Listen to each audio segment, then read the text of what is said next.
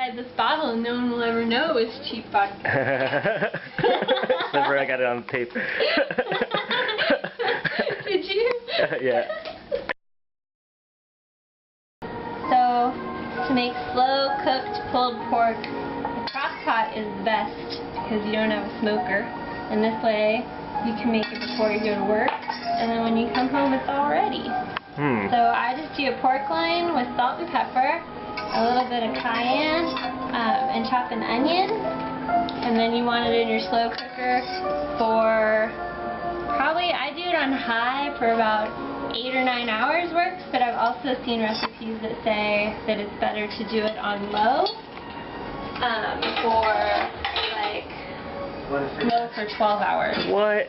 Yeah. That's ridiculous. Yeah, but I always use the high setting on my crock pot because I don't know, 12 hours is crazy. So I woke up late today, and so I had to finish it up on the stove top, which I don't normally do.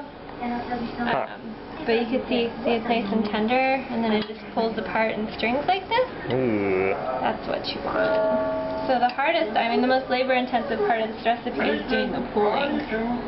Right now? Pull all the pork. Yeah, this is the most time, this is the most work I've spent on this. All I've done so far is like chop an onion. Well, let me ask you a few questions. Okay. Oh, do you want me to turn the movie down? Speaking of that, whatever you're doing, what is the worst way that you might die? The worst way that I can imagine? Yeah. Oh man, something slow. Burning alive would be my number one. Yeah. Number two would be drowning. It's like opposites. Yeah.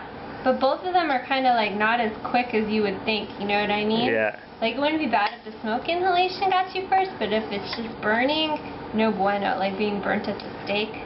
And drowning sucks because your body afterwards looks really terrible. You're bloated.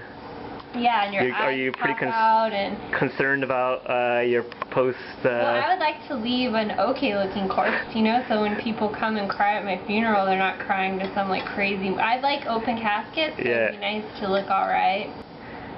Alright, you know the movie Roger Rabbit? Yes.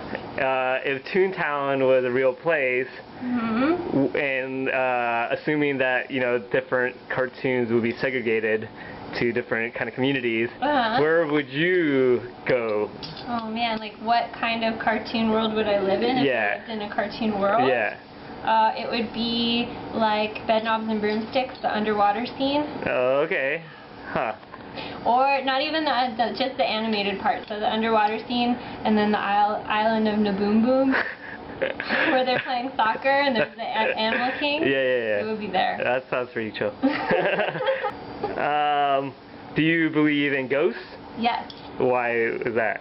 I don't know. It just seems like there's been enough people who have seen them or had experiences with them. Have you ever had any experiences? Yeah, I lived in like an apartment that was pretty haunted when I was in like 6th grade, I think it was. That's where I started being like afraid of the dark and didn't want to be in rooms by myself and stuff because you could always just feel a presence. And then I got really paranoid about it and I thought that it was just all in my head. And I came home from school and I was home alone and I went in my bedroom and I was so sick of being afraid all the time, like I was having trouble sleeping and didn't want to go downstairs by myself and things like that. And I just went into my bedroom and like the top of my voice was like, if there's any ghosts in here, show yourself now. That's like a good technique. Super little kid style. And my alarm clock went off. Oh shit. If you could have a role in any existing movie, right? Would you rather have a big part in a crappy movie, like not like a cult classic, but like, you know, like something pretty turdy? Or would you rather have a small part in something that's recognized as a great film? Like, well, definitely a small. I would want to be like a weird character actor with a really cool look who's only like in it for like, you know, a little bit. Like, can you think of a movie that you might? Like, what's that guy's name? Is it Peter Lorre, who's in all of the film noir movies? Yeah. He's not in it for very long. He's always the weird dude who pops up and does some creepy shit and then he's gone. Kind of a weaselly guy. Yeah, that's who I would be. Alright, that's good. So, okay, multiple choice. Would you rather be incarnated, assuming that you believe in incarnation, as A, a bug, B, a lizard, or 3 a fish, something like a mackerel, salty fish? I would pick a salty fish. Salty fish. Okay. I'd rather be delicious.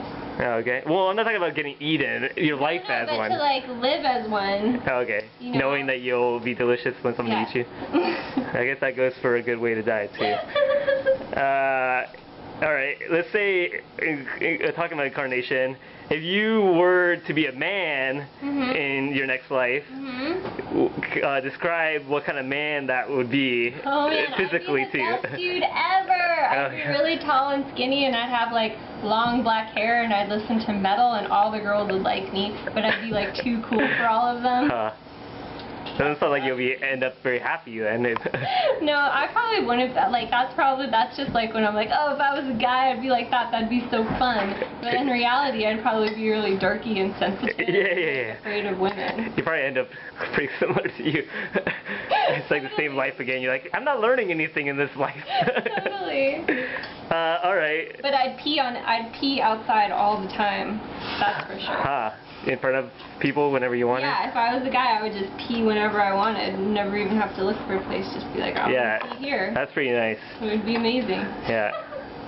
I got one more question for you. Okay. This one comes from one of my coworkers who has never heard of you or seen your art. Okay. He asks, how has Vincent van Gogh influenced your art? Oh man, that's rough. Oh, okay, I know the answer to this. Okay. He influenced me in convincing me that there is no payoff in being like a stereotypical troubled artist, and it's way better to get your shit straight and live a balanced life and be a normal person and still make paintings. Bam. Oh wow. But I wouldn't say that you've. So what's the moral there? I've not really succeeded there yet. I'm getting there. Well, I mean, it seems like you're sticking to your guns. Yeah, totally. So maybe you haven't learned his lesson because he ended up cutting his ear off and shooting himself. Yeah. I mean, that's like what to avoid. You know what I mean? Yeah. Like, there's nobody's gonna give you a medal for being crazy. Yeah. Like a stereotype of what they think artists should be. Be happy. Yeah. Yeah. Live your life, man. Yeah. All right. Eat good food. Have fun with your friends. Yeah. That's a good message. All right. Well, thank you for joining us on Culinary Arts. Thank you for joining us with Culinary Arts. We'll see you next time. Yeah. All right. Fade out.